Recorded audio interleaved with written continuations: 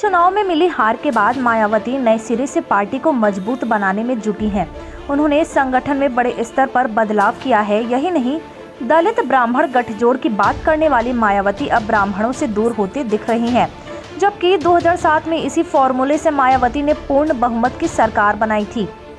ऐसे में सवाल है कि क्या बसपा का ब्राह्मण वोटर्स से मोह भंग हो गया है? बसपा सुप्रीमो की नई रणनीति क्या है, जिसके जरिए 2024 लोकसभा चुनाव फतेह करने की तैयारी है? आइए समझते हैं।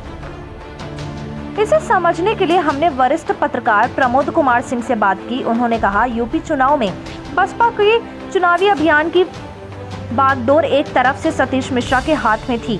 सतीश मिश्रा का पूरा परिवार पार्टी के लिए चुनाव प्रचार में उतरा हुआ था, लेकिन नतीजे काफी अलग मिले। चुनाव में बसपा सिर्फ एक सीट ही जीत सकी। इसके बाद से मायावती ने ब्राह्मण नेताओं से दूरी बनाना शुरू कर दिया। यहाँ तक कि मायावती ने अपने सबसे करीबी नेता सतीश चंद्र मिश्रा को भी नजरअंदाज करना शुरू कर दिया है। सतीश चंद्र मिश्रा के सबसे करीबी पूर्व मंत्री नकुल दुबे को पार्टी से बाहर कर दिया गया। इसके बाद नकुल कांग्रेस में चले गए। प्रमोद आगे बताते हैं, मई में यूपी की 2 लोकसभा सीटों के उपचुनाव के लिए 40 स्टार प्रचारकों की लिस्ट जारी हुई थी, जिसमें सतीश चंद्र मिश्रा को जगह नहीं दी गई थी। सतीश मिश्रा का राज्यसभा का कार्यकाल भी खत्म हो गया। चूंकि बीएसपी के पास महज एक ही विधायक है, इसलिए उनके अगले 5 वर्ष तक राज्यसभा या विधान परिषद जाने की कोई गुंजाइश भी नहीं दिखती।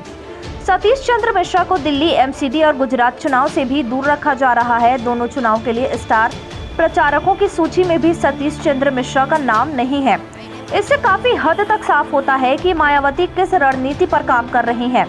सतीश चंद्र मिश्रा मायावती के पुराने सहयोगी रहे हैं। मुश्किल दौर में भी सतीश चंद्र मिश्रा ने मायावती का साथ नहीं छोड़ा। वह पहली बार 2002 में भाजपा के सहयोग से बनी बसपा सरकार में एडवोकेट जनरल बने। उसके बाद 2003 में सरकार गिर गई, लेकिन सतीश ने मायावती का साथ नहीं छोड़ा। वह मायावती को मुकदमों में सलाह देने के साथ ही पार्टी में रणनीतिकार भी बन गए। जब 2007 में पूर्ण बहुमत की सरकार बनी तो सतीश चंद्र मिश्रा का कद और बढ़ गया। इस जीत का श्रेय सतीश चंद्र मिश्रा की सोशल इंजीनियरिंग को गया। 2012 में पार्टी को हार मिली, लेकिन सतीश चंद्र मायावती के खास सलाहकार बने रहे। विधानसभा चुनाव 2022 में भी उसी सोशल इंजीनियरिंग को दोहराने की जिम्मेदारी सतीश चंद्र मिश्रा को दे दी गई। इसके लिए अगस्त 2021 से ही ब्राह्मण सम्मेलन करने शुरू कर दिए। हालांकि नतीजे बसपा के पक्ष में नहीं रहे। इसके बाद से मायावती और बसपा ने सतीश चंद्र मिश्रा से दूरी बनानी शुरू कर दी। वरिष्ठ पत्रकार प्रमोद कुमार सिंह कहते हैं, मायावती सोशल इंजीनियरिंग की रणनीति छोड़कर अब पुराने ट्रैक पर लौटने की कोशिश कर रही हैं। इस बार चुनाव में मुसलमान वोटर्स ने एकजुट होकर समाजवादी पार्टी को वोट किया। इसके चलते बसपा को काफी नुकसान उठाना पड़ गया। यही कारण है कि अब मायावती दलित मुसलमान गठजोड़ बनाने की कोशिश में जुटी हैं। मुसलमान वोटर्स को अपने साथ लाने के लिए लगातार बयान दे रही है। दिल्ली एमसीडी के लिए 40 स्टार प्रचारकों की जो सूची जारी हुई है, उसमें एक भी ब्राह्मण नेता शामिल नहीं है। उन्होंने आगे कहा, 2022 विधानसभा चुनाव के बाद मुस्लिम वोटर्स भी सपा से नाराज बताए जा रहे हैं। मायावती इस नाराजगी का फायदा उठाना चाहती हैं।